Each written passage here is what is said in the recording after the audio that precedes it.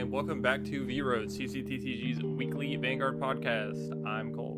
And I'm Trey. And today, it's been a little bit, we've been pretty busy, both him and I, and we meant to get to this last week, but still, a topic that never really gets old is how you should, act when you're at your locals, what you should expect as far as, what you should bring for a game, and how you should, treat other people's cards, or, them, or whatever. Very, very simple stuff, but always kind of needs, the reminder, especially with, examples that you'll always see at your own locals of what not to do. It's sometimes a lot easier to look at that than to, just spout off what you should be doing, because it might not always be that simple.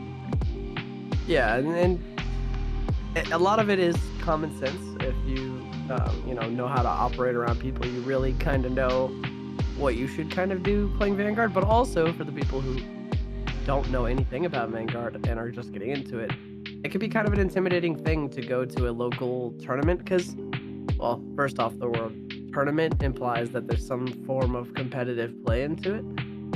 So it's always that intimidation, that scare factor of that word. But in reality, our community, at least locally to us, so we may be speaking about what we think other communities look like as well, but we think with how close and small and everything is, just the game of Vanguard is in its own right. I mean, most people are pretty accepting of new people, so just get out there, talk to the people, learn to play the game and have some fun. Yeah, and Trey's been feeling a little under the weather lately, so that can go pretty cleanly into probably the first thing we'll touch on is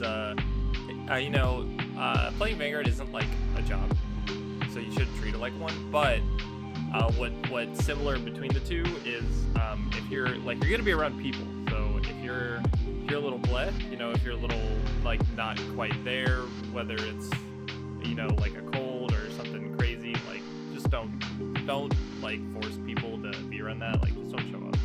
It's okay. You can miss a week, and it's not that big of a deal.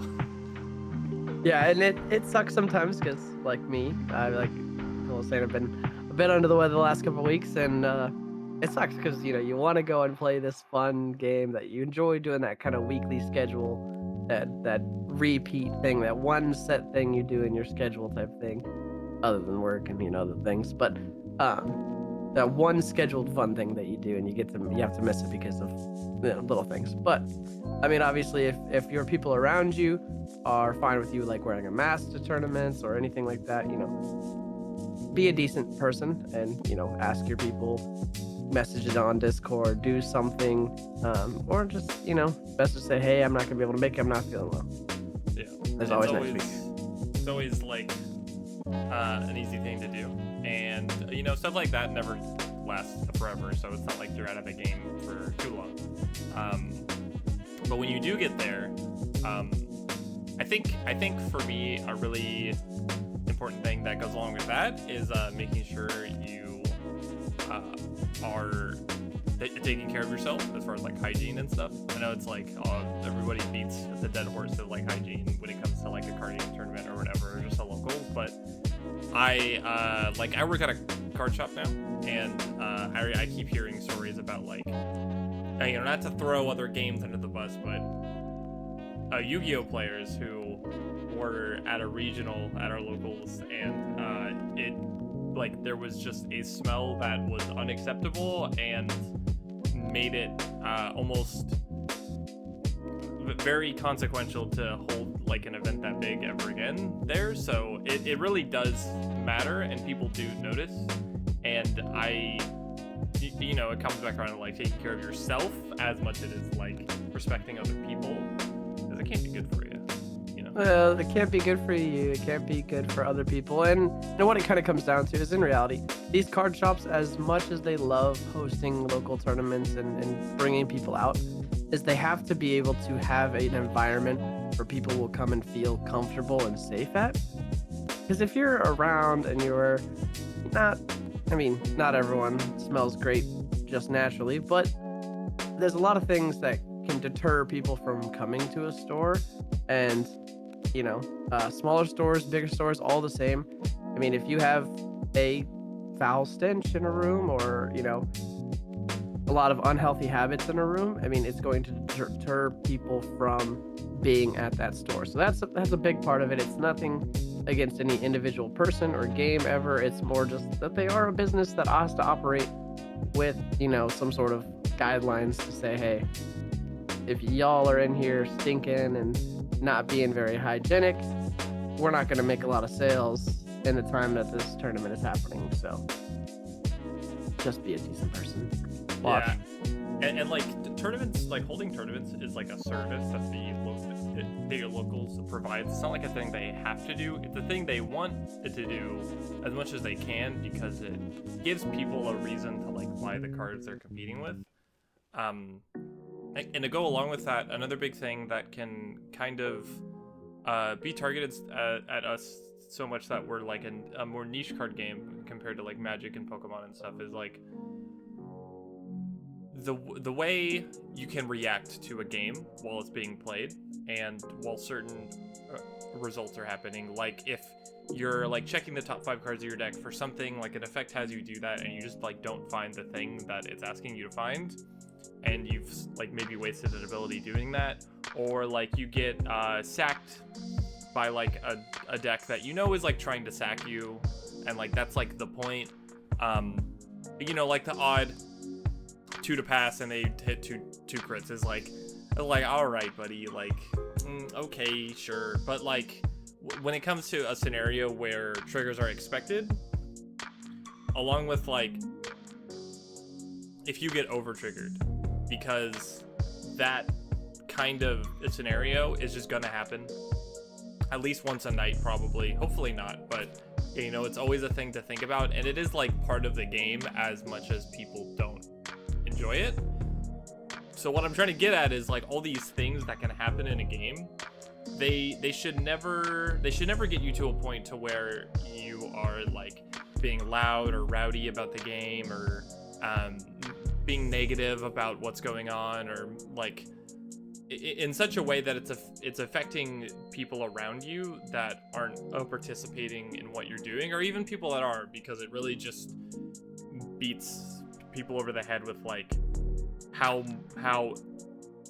not enjoyable the game can be, when at the end of the day those things are part of the game, whether you like them or not. So it really does come down to like, if you think I'm talking about you and you're somebody who's pretty animated and reactionary to like stuff that happens in a game, you might need to like analyze how you feel about the game. If it's the gameplay itself that is something you really love and you can get past like how you feel about it to just enjoy that part of it, or if it's just like just the art and like anything involving anything else is enough for you. But yeah, I don't know.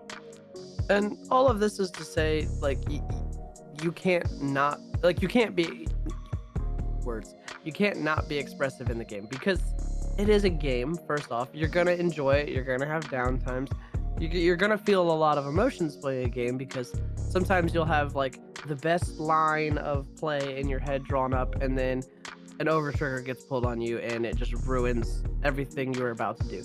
Yeah, you can get frustrated about that, but keeping your wits about you and not putting your opponent down or people around you down for the randomness that is our game.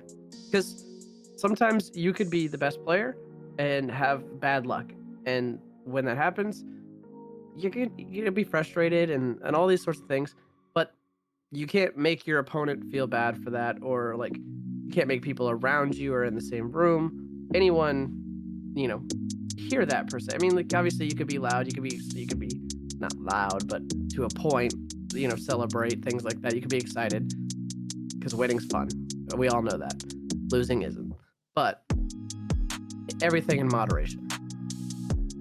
Yeah, it's at the end of the day, what happens in this game isn't any different from what happens in other card games. Like being unlucky in a tournament setting, or just like playing it at all, like variance is like probably the biggest aspect of the game, and like everything kind of revolves around manipulating that in some way or using it to your advantage.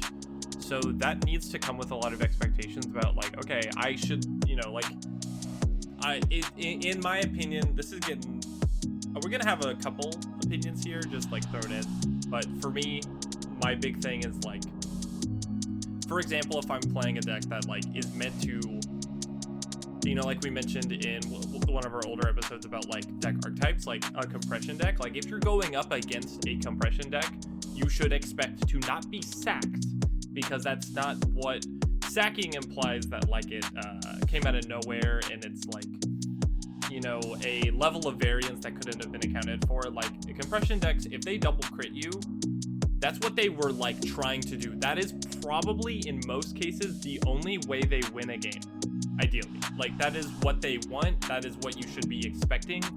So when you go up against a deck and you know exactly what it wants to do, it serves nobody to have a strong negative reaction to that, as if like the deck is, not fun to play against. Because I think every deck can be fun to play against in some way or another. Like, the differences in these decks is what makes the game enjoyable. So, yeah, I don't know. Yeah.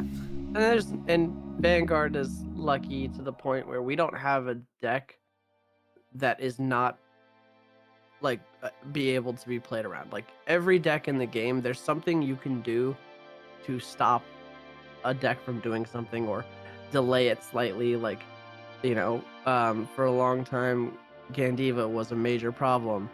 Shiranui is a major problem. Well, they added Embracing Angel Adder to kind of counteract that. For a turn you slow them down, that's when you can actually build your pieces. You can go and do your thing. Like that's how you set yourself up for success type thing. So as a game, we're very lucky to the point where we don't have something that just says, hey, you're dead this turn. We have very few mechanics in all of Vanguard that just say you win the game. Yeah, like there's no Gize in Standard that says, oh, if you don't do anything about me in like 5 or 6 turns, I'll deal you 5 damage and you can't do anything about it. Like there is nothing like that in Standard. Like, you can be cynical and say like stuff gets close, like Shiranui or Varga like 2-6ing you or something, but like there's always something influential about that, like that path to how the deck is doing that. But yeah, it's always something that should be expected. I think it just makes it a lot easier on you if you expect certain things to happen than pretend that it shouldn't, because I don't know, this or that or the other. Yeah. So, I mean, locals, they're a very fun thing. Everyone should show up and play to them if you can or have the ability. They typically are about a $5 buy-in.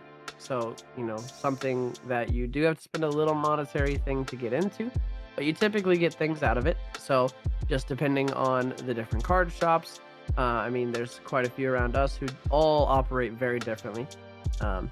One of our card stores is a $5 buy-in, and you play, you get the promo pack that you get for participating in the tournament, and then you get store credit based off of how you position. Typically it's like top 3, maybe top 4, depending on how many players there are. Another store, you buy in for your $5, you get the promo pack for participation, as well as just a pack of whatever the latest set is. Then there's another one that's near us, is that you buy a pack, so you buy a $5 pack of cards, and then you get 2 promos along with it, one from a current set and one from a previous that they have extras of. There's all sorts of different entry type fees and things to participate, but typically they're all fairly similar. Yeah, and I think what goes along with the previous topic was to always keep in mind that like like Troy said, winning is fun and losing isn't. But when you think about what like the situation you're in and the fact that like, what if like you got like 5 people who enter the tournament and everybody paid $5 and there's like first place gets $20 or whatever. Like, yeah, would it be nice to like win that $20? Sure. Is it worth being like unsportsmanlike or anything to that effect for the sake of the fact that there is some amount of like money on the line? I think it's never justifiable, and it only makes the kind of environment that this game should never have, which is a bit, I also use the word like very toxic in how competitive the players are in engaging with the game. I think it's very important that, you know, it's not a big deal to lose at your locals, as long as you had fun, and you can always find a way to have fun with this game. Yeah, and being competitive does not mean you having to win everything. Being competitive is playing your deck against another person who's playing on both at the highest level that you physically have the capability to, and trying to advance throughout a tournament and playing a good, hard game. Sometimes you still lose, even if you are playing competitively. Like, that's just life. That's just how it is. So, you know, being able to separate the aggressive competitiveness versus just playing competitive. Like, I mean, if you're just being aggressive to try to win those things because it's life or death for you, like you shouldn't be playing at locals. Like, nothing at locals tournaments is ever that serious. I know sometimes there are times that there are prize cards on the line and things like that. And yes, those are things that you want to win sometimes. But it's a game. You don't always win everything exactly how you want it to. If I could, I'd win every single game. Like, that's just how it is. But I know that's not physically possible. So you take what you can and roll with it. So, yeah, just keep locals fun. That's what they're for. Yeah, it's definitely a mindset that is very important to have, and I feel like can come to a lot of people naturally. It's just like losing or winning can be equally fun in their own measure when you talk about like how a game went, the decisions you made that made you end up losing or winning, and the discussion you can have with yourself or your opponent constructively that like about those things, like the instances where you lost because you were off by 5k shield. That happens so much, but what I've noticed is that a lot of the times I lose like that, I know that there was like a skill of a card that I chose not to use because I didn't feel like it was gonna matter, like I was gonna kill them that turn, but then I ended up not. So there's always a thing where like, yeah, I could have spent the resource to get that one extra card or do this or that or the other to make sure I close out this win, but I played a little recklessly and like I didn't think about the off chance that the OT is still in their deck, or they hit a 6 damage heal, or they draw into enough shield to do whatever. So it's that is fun for me because to me it's like a fighting game. Like, as long as I lost and I know why I lost, the learning experience of getting better at that it's always enjoyable. Like that is what the essence of like competing in stuff like this is to me, is whether I win or I lose, the level of enjoyment I have is probably the most important thing.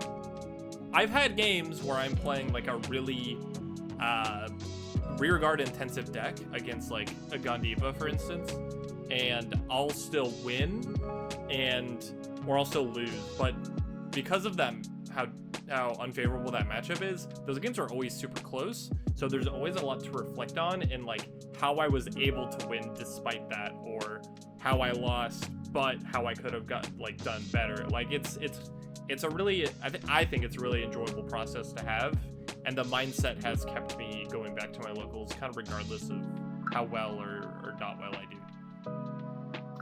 Yep. I mean, sometimes there's that you have no clue how you lost. Like, I mean, it could just be like everything that could go wrong for you did.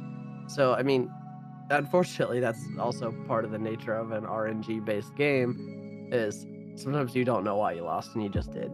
Like, you got, at grade 1, you got crit. Grade 2, you got crit. Grade 3, they double crit you. Like, I mean, there's nothing you necessarily did wrong. I mean, yes, you could say you could have mulliganed differently. You could have had more shield in hand. You could have played a card to have more shield on board, or, whatever. So there's always some sort of self-reflection, but at the same time, sometimes you just lose because the game says you lose. But learning and reflecting and growing as a player is the best part about this game, because